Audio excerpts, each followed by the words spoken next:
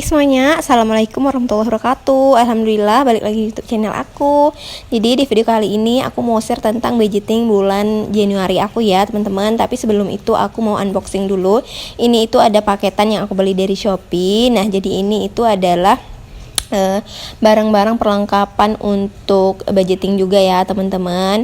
Ini ada aku beli pena, ini tuh pena cair warna hitam. Terus aku ada beli stick note juga, ini tuh dikirim dari kota Batam ya teman-teman. Jadi barangnya tuh bagus-bagus, unik-unik banget. Terus harganya juga low budget gitu. Oke, ini aku ada beli binder juga. Ini itu ukurannya A6.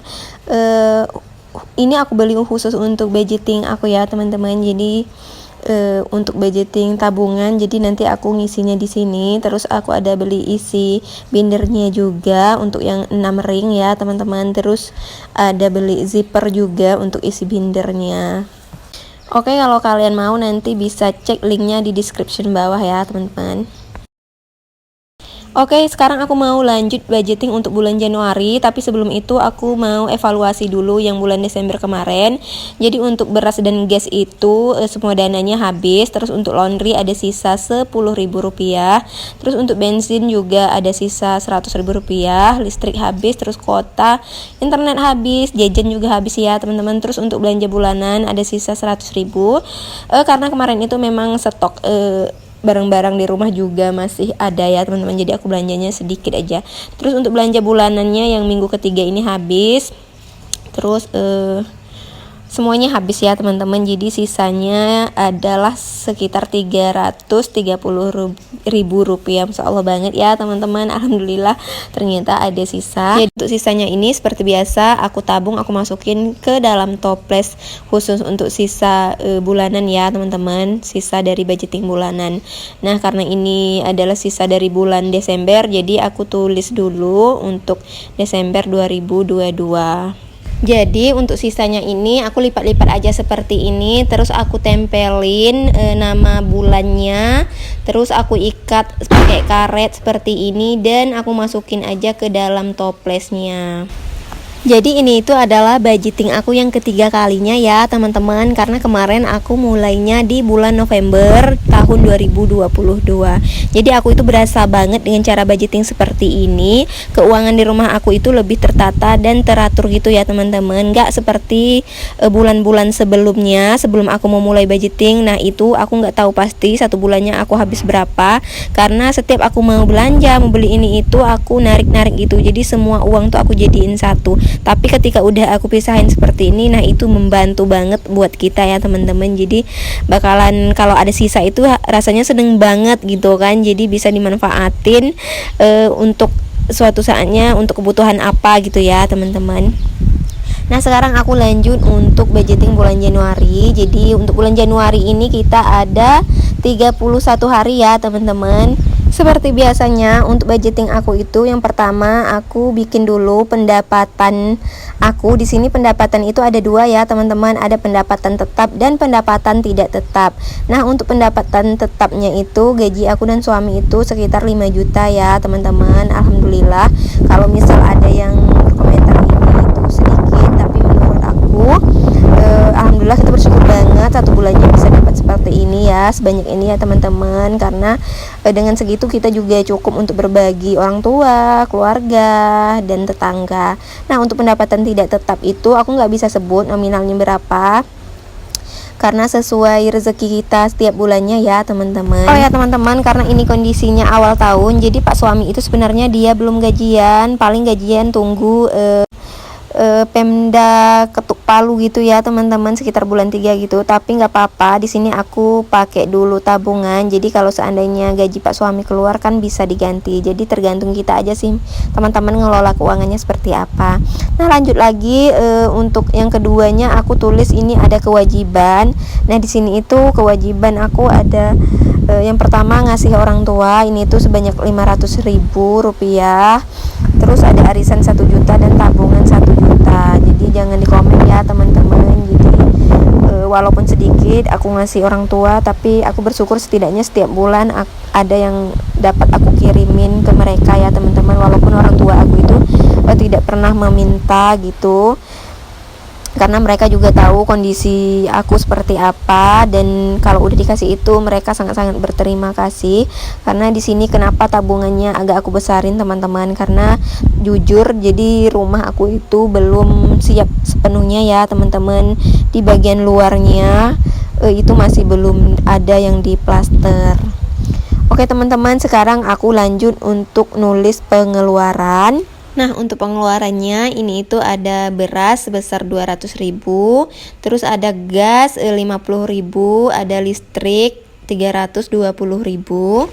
Oh ya teman-teman, aku mohon maaf kalau misalnya di video ini agak berisik gitu ya teman-teman, karena aku voice overnya di luar. Ini keadaannya siang hari dan anginnya kenceng banget teman-teman, nggak tahu tiba-tiba ada angin kenceng gitu, tapi cuacanya panas.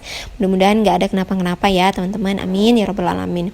Nah, aku lanjut lagi. Jadi di sini itu ada belanja bulanan senilai 250.000, terus ada belanja mingguan juga 1 juta. Jadi untuk 1 minggunya aku budgetkan 200.000 rupiah.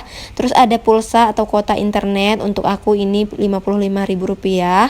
Seperti biasanya kalau untuk Pak suami, jadi dia selalu make uang sampingannya gitu ya teman-teman.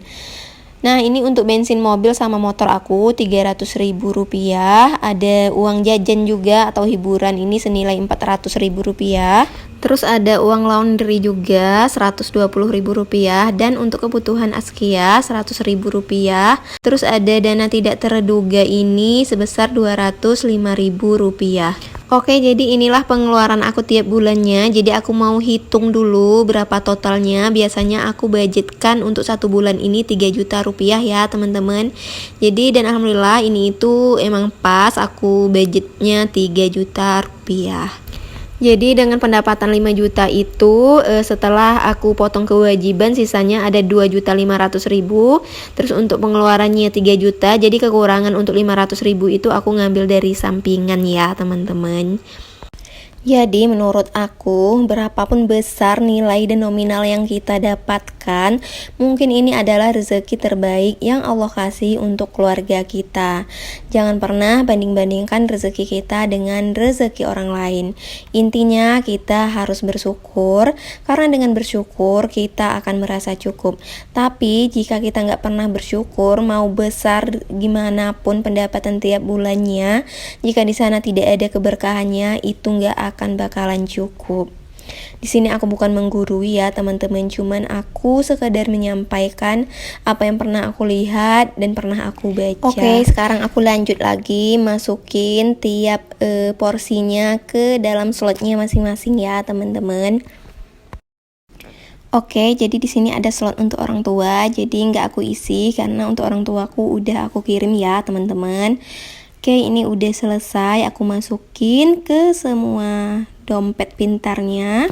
Dan sekarang aku mau nulis dulu ucapan syukur dan terima kasih aku atas semua yang telah Allah kasih ke aku. Jadi setiap kali aku budgeting pasti ada bakalan kata-kata bersyukur dan terima kasih aku kepada Tuhan atas semua yang udah dilimpahkan ke aku, ke keluarga aku, sehingga aku bisa sampai ke level ini sekarang. Jadi kalau misalnya dulu-dulu sih aku sempat awal-awal menikah maksudnya ya teman-teman, aku sempat kaget dengan segala ujian yang Allah kasih ke aku. Karena kalau dipikirkan dari awal menikah itu, pertama menikah aja terus suamiku itu udah kena PHK gitu kan. Sementara kalau kita cewek ngerasain kalau misalnya udah nikah itu semuanya ditanggung sama suami ya teman-teman.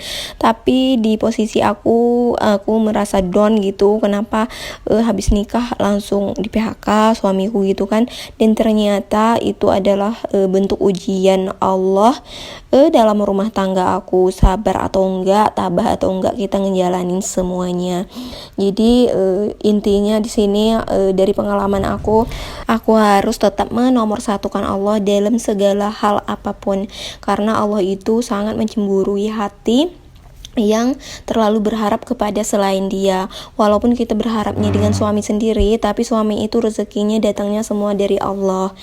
Oke teman-teman, jadi jangan pernah bandingin rezeki suamimu dengan rezeki orang lain.